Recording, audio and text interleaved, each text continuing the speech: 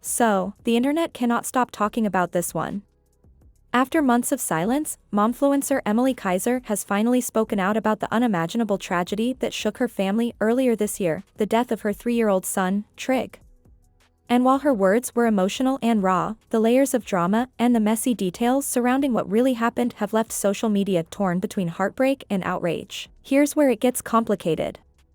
Back in May, little Trigg died after drowning in the family's backyard pool. It wasn't a case of a child sneaking into the water on purpose, the police investigation made it clear. The boy was outside playing with an inflatable chair when he tripped, toppled over, and fell straight into the pool. What followed was pure tragedy. He struggled in the water while nobody noticed, and by the time he was found, it was too late. But here's the part people can't stop whispering about. The police report revealed that Trigg had been unsupervised for over 9 minutes. 9 whole minutes. In toddler time, that's practically forever. And while Emilie wasn't home during this time, the responsibility fell on her husband, Brady. So what was Brady doing while his son was in danger? Well, according to phone records, he was distracted. Not by work. Not by chores. But by placing a $25 sports bet on Jason Tatum scoring more than 40 points in an NBA game. And get this, the bet actually won, paying out just over $100. But the irony is chilling. A few clicks on a betting app ended up being the most expensive bet of his life. Now, prosecutors later said that while the tragedy was horrifying, it didn't meet the legal threshold for criminal charges. But let's be real, that hasn't stopped the court of public opinion from weighing in. And the internet has not been kind. The loudest backlash? The pool fence. Or rather, the lack of one. Followers had been pointing this out long before the accident even happened. And here's where it gets really messy. Back in November 2024, Emilie actually addressed the criticism in a TikTok, assuring her viewers, "Don't worry, Trigg's not outside alone." That video is now being replayed everywhere like a haunting foreshadowing of what was to come. Viewers are calling it chilling, gut-wrenching, and a warning that was ignored. The backlash has now snowballed into a bigger conversation about influencers and their obsession with aesthetics. People are dragging Emilie and Brady for choosing style over safety, pointing out how many influencers proudly post their aesthetic backyards, without fences, while parents in the comments beg them to prioritize protection over looks. The Kiser family has now become the poster family for this debate, whether they like it or not. And when Emilie finally broke her silence this week, her words were drenched in pain and guilt. She admitted she could have done more to protect her son and confessed that not having a permanent fence around the pool is the hardest lesson she'll carry forever. In her own words, a pool fence could have saved his life. For some, that raw honesty felt like accountability, but for others, it just reopened wounds, leaving them asking why it took such an unthinkable loss to reach that realization. Emilie's statement also painted a heartbreaking picture of the grief her family is enduring. She described Trigg as their baby and best friend, their purest light, the joy of their lives, and admitted that every day without him feels unbearable. She also thanked her followers, friends, and family for literally carrying them through their darkest days, saying the love and support has been overwhelming. But despite the sympathy, the internet remains bitterly divided. On one side, there are those who say Emilie is a grieving mother who deserves compassion, not judgment. On the other, critics continue to hammer home the same points: no pool fence, a distracted father, and warnings ignored. For them, it's not just a tragedy, it's a preventable tragedy. After Emilie's emotional post hit Instagram, the reaction online was immediate and messy. She thanked her followers for their compassion, admitted she's taking things one day at a time, and promised to set new boundaries moving forward, especially when it comes to what she shares about her children.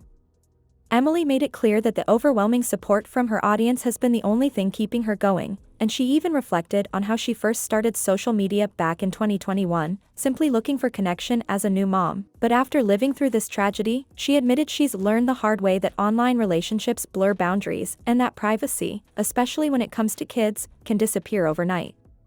She ended her post with gratitude, turning off the comments completely, but the internet didn't stay quiet. If anything, it only fueled more chatter. Within hours, people noticed that Emilie's husband, Brady, had deactivated his Instagram. A Reddit user claimed they were following him, saw that he had actually reported Emilie's post, and then suddenly, his account was gone.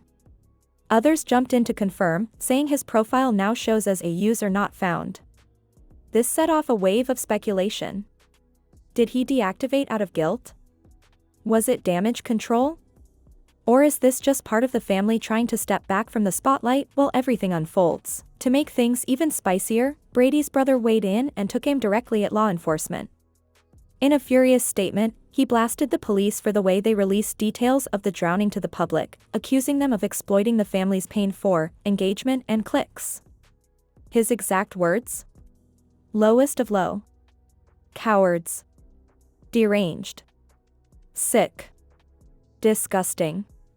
He insisted the family was being used as content, claiming officers were feeding off their widespread following instead of respecting their grief. But the internet wasn't having it. On Reddit and TikTok, people clapped back at Brady's brother, pointing out that Emilie is a public figure with a large platform, and the case had already drawn massive attention. As one user put it bluntly, family vlogging comes with a price. It's not just money and perks, it's turning your family into a business. For better or worse, the public is going to be interested. Others reminded him that law enforcement doesn't exactly benefit from clicks, especially since their page isn't even monetized. For critics, it all boiled down to accountability. When you share your life for views, you don't get to pick and choose when the spotlight shows up. Meanwhile, eagle-eyed viewers noticed something else: Emilie's Amazon storefront had been quietly updated. And this sparked another round of heated debates. Some fans said they're continuing to shop through her affiliate links as a way to support the family financially during such a devastating time. Others were quick to drag her for still pushing products so soon after the tragedy, with one Reddit user even writing, "Of course she's updating. Brady's unemployed, they don't have college degrees or jobs to fall back on. This is their income. She's counting on stans like you to keep supporting them." At the same time, ABC 15 confirmed that the Kisers have since installed a permanent pool fence at their home, something Emilie herself admitted should have been there all along. But because Emilie turned off comments on her grief post across Instagram and TikTok, there's no direct way for people to ask questions or call her out. That hasn't stopped the conversations, though. The debates have just shifted elsewhere, onto Reddit threads, gossip forums, and TikTok stitches where people continue dissecting every move the family makes. And that's really the center of this storm, the divide between sympathy and skepticism. On one side, people see Emilie as a mother drowning in grief, doing her best to survive, and deserving privacy. On the other side, critics argue she's still running her influencer business, updating affiliate links, and dodging accountability by shutting off comments. Whether you think she's protecting her mental health or just avoiding the hard conversations, one thing is clear: the Kiser story is still unraveling in real time, and the internet has no plans of looking away anytime soon. So the question now is, should influencers like Emilie face criticism head-on, or is it fair for them to set boundaries, share only what they choose, and move on without engaging? Because whether she speaks or stays silent, the conversation about Emilie Kiser is far from over. Drop your thoughts in the comments below, and don't forget to like, subscribe, and hit the bell so you don't miss the next update. Until next time, stay tuned for more headlines.